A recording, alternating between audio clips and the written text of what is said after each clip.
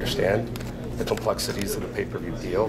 They draw conclusions that aren't merited, and they spread misinformation. But don't you think that it's warranted because Mayweather claims to be a pay-per-view star and the #1 pay-per-view star and boast about his numbers? So of course, generally, the public wants an answer right away. As soon as the fight's over, we want to know what's going on because this guy is saying, I'm the #1 pay-per-view star, I sell more pay-per-views than anyone, and he makes demands. Right, and there's no question. There's only one fighter in history that, has done over 2 million pay-per-views twice, and that's documented. There's no question he's the #1 pay-per-view star. Regardless of whether we release numbers on Mayweather Maidana 1 or not, there's really not an issue, as to his past performance and the fact that he does bigger gates, he does more buys, he generates more attention than any other boxer in the sport. It just seems strange that the numbers get released when he does well and not when he does bad. They got released when he set a record. We also released numbers back on the Guerrero fight, and the perception on that one, incorrect as it was that it wasn't necessarily a huge success. So I would take issue with your characterization. I think what we saw, in the May fight, and our decision, not to release the numbers has nothing to do with the performance itself, but rather the dynamic that's being created. And the dynamic that's being created is that people are too focused on it.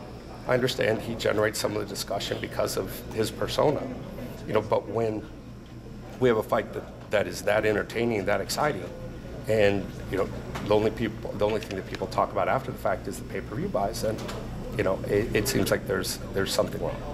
Well, in this fight, you have the upper hand because, of course, Maidana put on an awesome performance.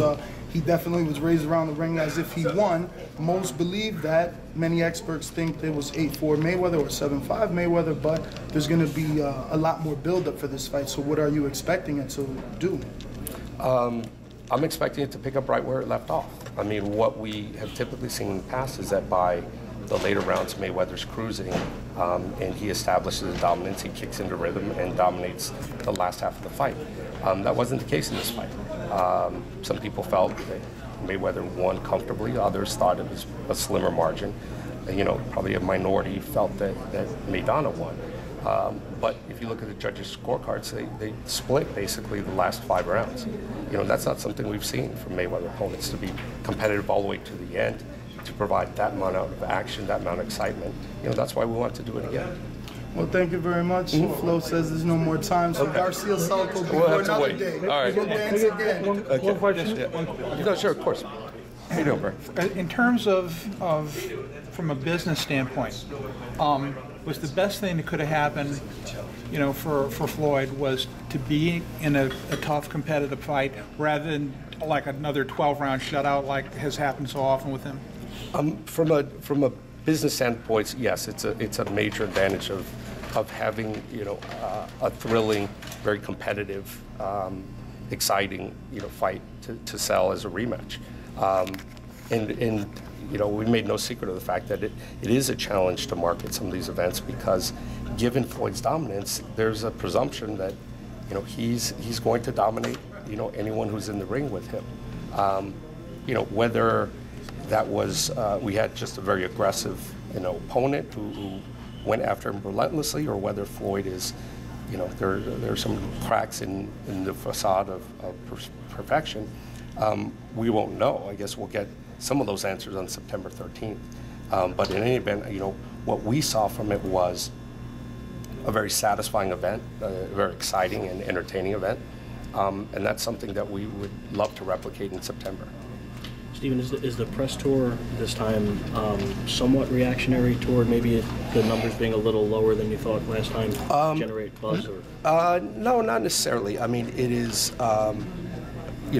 it's a little bit easier to do it, during the summer, and particularly when Floyd's in the mindset of boxing, May to September, he's sort of committed, so it takes a few weeks off, comes back, does the press tour,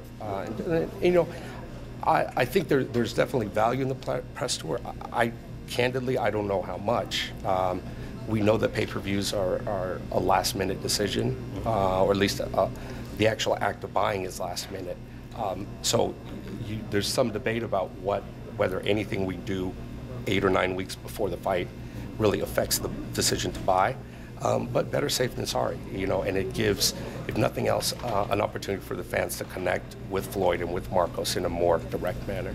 Could the proliferation of or the number of pay-per-views that are just on this calendar year, could that have a depressing effect where people have to basically try to make a decision about what they're going to buy and how they're going to spend their money? I think without question, the number of pay-per-views has probably, there's been a diminution of performance in all of them. I think our pay-per-views have held up better, across the board, and I think that's really the strength of the Canelo brand and the Mayweather brand. But yeah, I think they'd be, a notch higher.